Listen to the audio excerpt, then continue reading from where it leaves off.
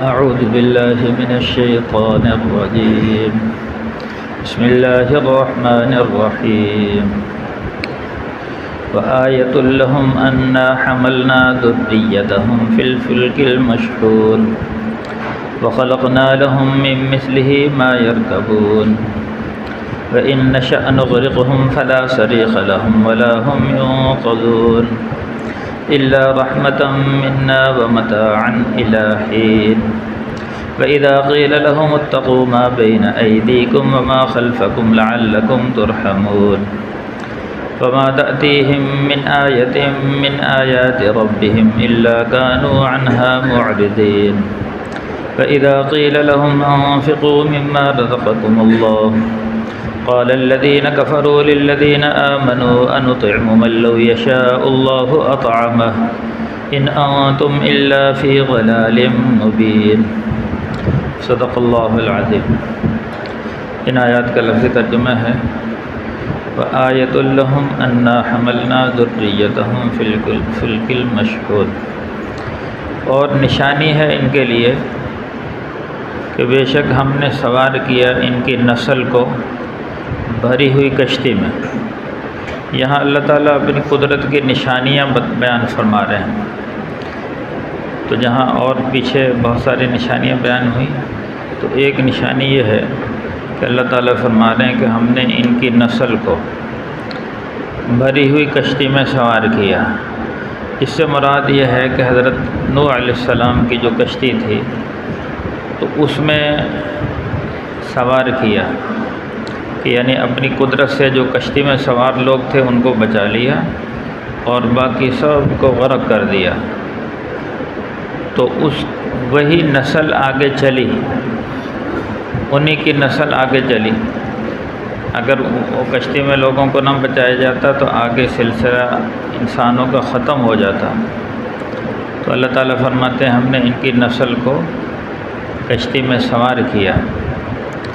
وَخَلَقْنَا لَهُم مِّن مِّثْلِهِ مَا يَرْكَبُونَ، اور ہم پیدا کریں گے ان کے لیے اسی کی مثل جس میں سوار ہوں گے، جس میں یہ سوار ہوتے ہیں.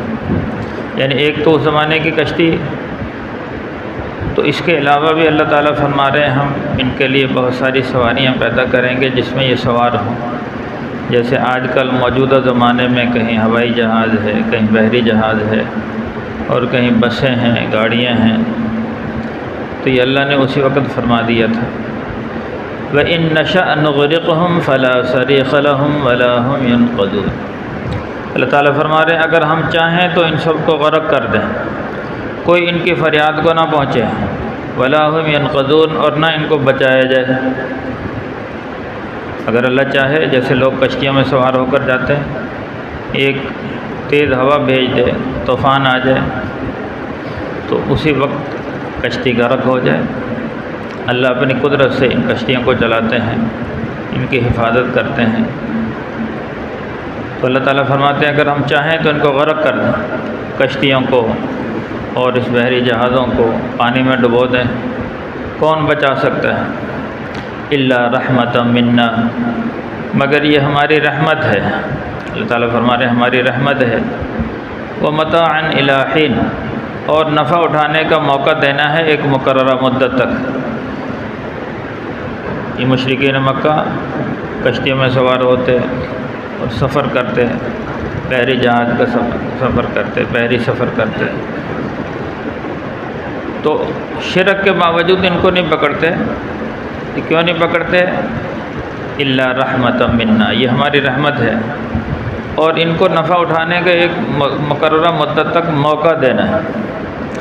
وَإِذَا قِيلَ لَهُمُ اتَّقُوا مَا بَيْنَ أَيْدِيكُمْ وَمَا خَلْفَكُمْ لَعَلَّكُمْ تُرْحَمُونَ، جب ان سے کہا جاتا ہے ڈرو اس چیز سے جو آگے آنے والی ہے، یعنی قیامت یا میدان محشر یا موت یا آنے والی زندگی، تو ڈرو اس سے. وَمَا خَلْفَكُمْ، اور اس سے ڈرو جو پیچھے چھوڑ کر جا رہے ہو برے اعمال. لعلکم ترحمون، تاکہ تم پر رحم کیا جائے. وما یأتیہم من آیت من آیات ربہم، نہیں آتی ان کے پاس کوئی نشانی ان کے رب کی نشانیوں میں سے، الا کانوا عنہا معرضین، مگر اس سے یہ روگردانی کرتے، منہ پھیر لیتے۔ وَإِذَا قِيلَ لَهُمْ أَنفِقُوا مِمَّا رَزَقَكُمُ اللَّهُ، اور جب ان سے کہا جاتا ہے کہ وہ خرچ کرو، اللہ کی اس دی ہوئی روزی میں سے خرچ کرو جو اللہ نے تم کو روزی عطا فرمائی ہے، غریبوں پر، مسکینوں پر، یتیموں پر خرچ کرو۔ قال الذین کفروا للذین آمنوا، تو کافر کہتے ہیں ایمان والوں سے، انطعم من لو یشاء اللہ اطعمہ، کیا ہم ان لوگوں پر خرچ کریں، یعنی غریبوں پر، مسکینوں پر؟ اگر اللہ چاہتا تو اللہ خود ہی ان کو دے دیتا، ہمیں کیوں کہا جا رہا ہے؟ ان انتم الا فی ضلال مبین، تم نہیں ہو مگر کھلی ہوئی گمراہی میں مبتلا ہو۔ یہ ان آیات کا لفظی ترجمہ ہے۔ تو یہاں اللہ کی قدرت کی نشانیاں بیان ہو رہی ہیں۔ پیچھے پہلے نشانی بیان ہوئی، وآیۃ لہم اللیل نسلخ منہ النہار، وآیۃ لہم الارض المیتہ، کل کے درس میں بے مردہ زمین ان کے لیے نشانی ہے کہ اللہ تعالیٰ کس طرح اس کو زندہ کرتے ہیں، اسے اناج نکالتے ہیں، پھر اسے باغات کھجوروں کے، انگوروں کے، اور پھر اس میں چشمے جاری کرتے ہیں۔ تو یہ اللہ کی قدرت کی نشانی، زمین کا ہونا۔ دوسری نشانی بیان فرمائی رات، وآیۃ لہم اللیل، رات اور دن کا نظام، نسلخ منہ النہار، رات میں سے دن، دن میں سے رات، یہ اللہ کی قدرت کی نشانی۔ پھر تیسری نشانی بیان فرمائی والشمس تجری لمستقر لہا، سورج کہ کس طرح اپنے مقررہ منزلوں پر چلتا ہے۔ اسی طرح چاند، والقمر قدرناہ منازل، پانچویں نشانی چاند کہ اللہ نے اس کی کیسی منزلیں طے کر دیں اور اپنی منزلوں کو پورا کرتا ہے۔ اور آج جو یہ چھٹی نشانی بیان فرمائی، وآیۃ لہم انا حملنا ذریتہم فی الفلک المشحون، تو یہ بھی اللہ کی قدرت کی نشانی ہے ان کے لیے کہ اللہ نے کس طرح ان کی نسل کو بھری ہوئی کشتی میں سوار کیا۔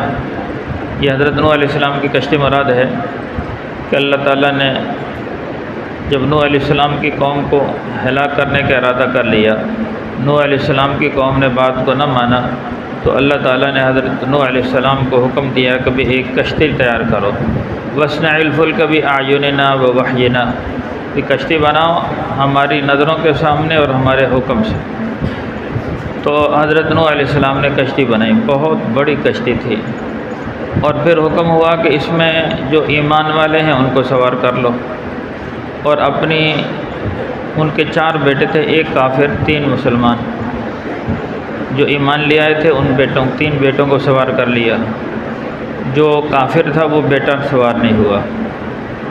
اسے والد صاحب کہتے رہے یا بنی ارکب معنا، اے بیٹے ہمارے ساتھ سوار ہو جا، ولا تکن مع الکافرین، کافروں میں نہ جا۔ تو کہنے لگے قال سآوی الی جبل یعصمنی من الماء، آپ اس لیے کہہ رہے ہیں نا، بیٹا کہنے لگا آپ اس لیے کہہ رہے ہیں کہ ابھی پانی سے میں ہلاک ہو جاؤں گا، تو ایسی کوئی بات نہیں ہے، میں پہاڑوں پر چڑھ جاؤں گا اور پہاڑ مجھے پانی سے بچا لیں گے۔ تو حضرت نوح علیہ السلام نے فرمایا آج کے دن لا عاصم اليوم من امر اللہ، آج کے دن کوئی نہیں بچا سکے گا اللہ کے حکم سے۔ کون بچے گا؟ الا من رحم، جس پر اللہ رحم فرمائے گا، اور رحم اسی پر ہوگا جو کلمہ پڑھ کر ایمان لے آئے گا۔ جو آج ایمان نہیں لائے گا آج اس پر کوئی رحم نہیں کیا جائے گا۔ تو نوح علیہ السلام کا بیٹا ایمان نہ لایا، ان کی نظروں کے سامنے غرق ہو گیا۔ تو 3 بیٹے ایمان لے آئے، وہ اللہ نے ان کو بچا لیا، اور جو ایمان والے تھے وہ بچ گئے۔ پھر اللہ نے نوح علیہ السلام سے فرمایا کہ ہر چیز کے جوڑے رکھ لو، گایوں کا جوڑا، بکریوں کا جوڑا، بھینسوں کا جوڑا، اس زمانے کے اعتبار سے جتنی بھی نسل تھی سب کے جوڑے رکھ لیے، بڑی کشتی تھی اس میں سب کو بٹھا لیا۔ ایک روایت میں آتا ہے نوح علیہ السلام نے اللہ پاک سے عرض کیا اللہ اب جیسے شیر اور بکری، شیر حملہ کرے گا بکری پر، ایسے ہی کتا حملہ کرے گا بلی پر، بلی حملہ کرے گی چوہے پر، یہ تو آپس میں وہاں دھینگا مستی لڑائی جھگڑا شروع ہو جائے گا، تو یہ کیسے؟ تو اللہ تعالیٰ نے فرمایا کہ نوح ان کے درمیان میں دشمنی کس نے ڈالی؟ تو نوح علیہ السلام نے عرض کیا اللہ آپ نے ڈالی۔ اللہ نے فرمایا میں ان کے درمیان میں محبت ڈال دوں گا، کوئی حملہ ہی نہیں کرے گا کسی پر۔ ایسے ہی ہوا کہ نہ شیر نے بکری پر حملہ کیا اور نہ کتے نے بلی پر حملہ کیا، نہ بلی نے چوہوں پر حملہ کیا، سب کے دل میں اللہ نے محبت ڈال دی، اور اللہ اپنی قدرت سے ان کو روزی دیتا رہا۔ یا اس زمانے کے اعتبار سے جو جس کی روزی بنتی تھی اللہ نے دی۔ یہ 6 مہینے تک کشتی میں سوار رہے، بعض روایت میں 6 مہینے تک وہ کشتی پانی پر چلتی رہی، تو اللہ نے اپنی قدرت سے ان سب کو پالا۔ تو یہ اس طرف اشارہ ہے کہ اللہ نے دیکھو کیسے کشتی میں سوار کیا ان کی نسل کو بھری ہوئی کشتی میں، اور کس طرح وہ کشتی ان کو لے کر پھرتی رہی۔ باقی زمین روئے زمین پانی سے ڈوب گئی، پہاڑ بھی ڈوب گئے، تو پانی ہی پانی زمین پر ہو گیا۔ تو یہ اللہ کی قدرت کی نشانی ہے۔ پھر اللہ فرمایا وَخَلَقْنَا لَهُم مِّن مِّثْلِهِ مَا يَرْكَبُونَ، کہ ہم پیدا کریں گے ان کے لیے انہی کی مثل جن پر یہ سوار ہوں گے۔ تو یہ اللہ نے پیشین گوئی فرما دی۔ تو پھر اللہ نے اسی طرح بہت ساری سواریاں بنا دی، جیسے گھوڑے ہیں، اونٹ ہیں، ان پر سواریاں کرتے ہیں، اور اس کے ساتھ ساتھ بحری جہاز بنا دیے، ہوائی جہاز بن گئے، اور بسیں ہیں، کاریں ہیں، موٹریں، یہ سب اللہ نے اپنی قدرت سے لوگوں کے آسانیوں کے لیے بنا دی۔ تو آگے فرمایا وَإِن نَّشَأْ نُغْرِقْهُمْ فَلَا صَرِيخَ لَهُمْ وَلَا هُمْ يُنقَذُونَ۔ اللہ تعالیٰ فرما رہے ہیں اگر ہم چاہیں تو ان سب کو ڈبو دیں، پھر کوئی ان کی فریاد کو نہ پہنچے، نہ ان کو بچایا جائے۔ یہ اللہ کی قدرت سے یہ جو جہاز چل رہے ہیں، اب سمندروں میں کشتیاں چل رہی ہیں، جہاز چل رہے ہیں، اور دیکھو فضا میں ہوائی جہاز اڑ رہا ہے، یہ بھی اللہ کی قدرت کی نشانی ہے۔ اللہ جب چاہیں ہوا کو بند کر کے جہاز کو گرا دیں، کون روک سکتا ہے؟ طوفان اندھیری آ جائے، کتنے جہاز فضائی حادثات کا شکار ہو جاتے ہیں۔ ایسے بحری جہاز اگر اللہ سمندروں میں طوفان بھیج دے تو وہ سب غرق ہو سکتے ہیں، اللہ کے لیے کوئی مشکل نہیں، بڑی بڑی لہریں اٹھتی ہیں۔ تو اللہ نے ان کو بچایا ہوا ہے۔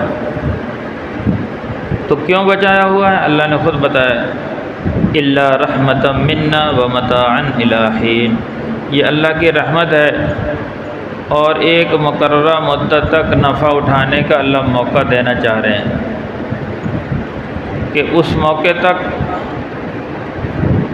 اللہ تعالیٰ ہر انسان کو ہدایت کے اسباب پیدا فرماتے ہیں، اور ہدایت کے لیے اللہ نبیوں کو بھیجتے ہیں، ہدایت کے لیے اللہ تعالیٰ نے کتابیں اتاری، ہدایت کے لیے اللہ تعالیٰ نے جیسے اولیاء کرام ہیں، علماء کرام ہیں، محنت کر رہے ہیں۔ تو ہر بندے کو فوراً نہیں پکڑتے بلکہ اس کو موقع اور مہلت دیتے ہیں۔ بہت سارے لوگ ہیں اس موقع اور مہلت سے فائدہ اٹھا لیتے ہیں اور ہدایت پہ آ جاتے ہیں۔ بہت سارے لوگ ہیں اس کی مہلت سے فائدہ نہیں اٹھاتے، تو ان کے لیے اتمام حجت ہو جاتا ہے کہ بھی تجھے اتنی لمبی عمر دی تھی، اتنا لمبا موقع دیا، تو نے اس سے فائدہ کیوں نہیں اٹھایا؟ اس لیے فوراً کسی کو نہیں پکڑتے۔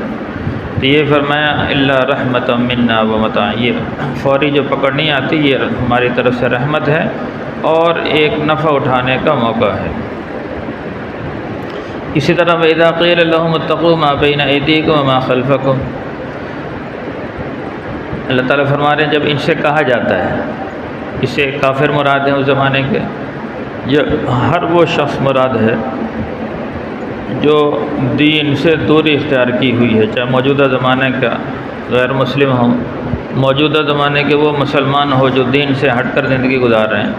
تو جب ان سے کہا جاتا ہے کہ بھی ڈرو اس دن سے جو تمہارے سامنے آنے والا ہے، یعنی موت ہے، قبر ہے، آخرت ہے، میدان محشر ہے، پلسرات ہے، آخرت کی زندگی ہے، برزخ کی زندگی ہے، اس سے ڈرو۔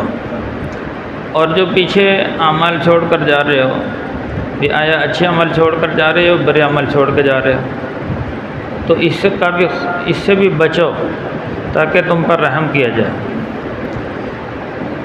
تو لیکن اللہ تعالیٰ فرما رہے وَمَا يَأْتِيهِم مِّنْ آيَةٍ مِّنْ آيَاتِ رَبِّهِمْ إِلَّا كَانُوا عَنْهَا مُعْرِضِينَ، کہ کوئی بھی کتنی پیچھے نشانیاں بیان ہوئی ہیں، تو اللہ تعالیٰ فرماتے ہیں کوئی بھی نشانی ان کے رب کی طرف سے ان پر نہیں آتی مگر اس سے روگردانی کرتے ہیں، منہ پھیرتے ہیں۔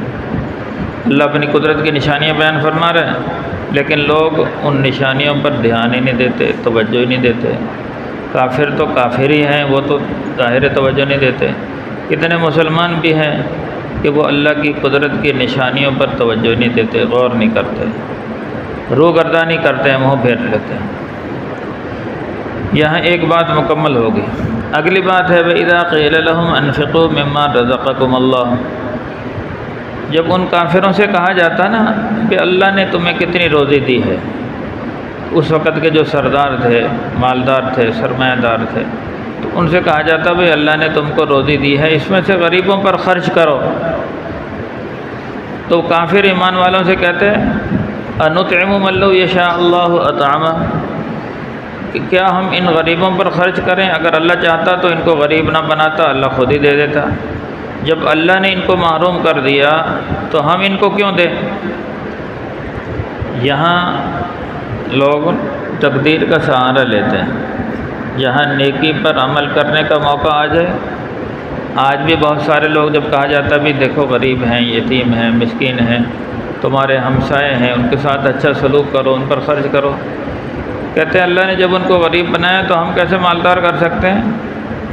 نہیں بھائیو، یہ اللہ نے مالداروں کے امتحان کے لیے لوگ غریب بنائے بھی، آیا یہ غریبوں پر خرچ کرتے ہیں یا نہیں کرتے؟ روزی تو اللہ ہی دیتے ہیں، لیکن اللہ آزماتے ہیں، کسی کو مال دے کر آزما رہے ہیں، کسی سے مال لے کر آزما رہے ہیں۔ مالداروں کی روزی میں اللہ نے غریبوں کا حق رکھ دیا۔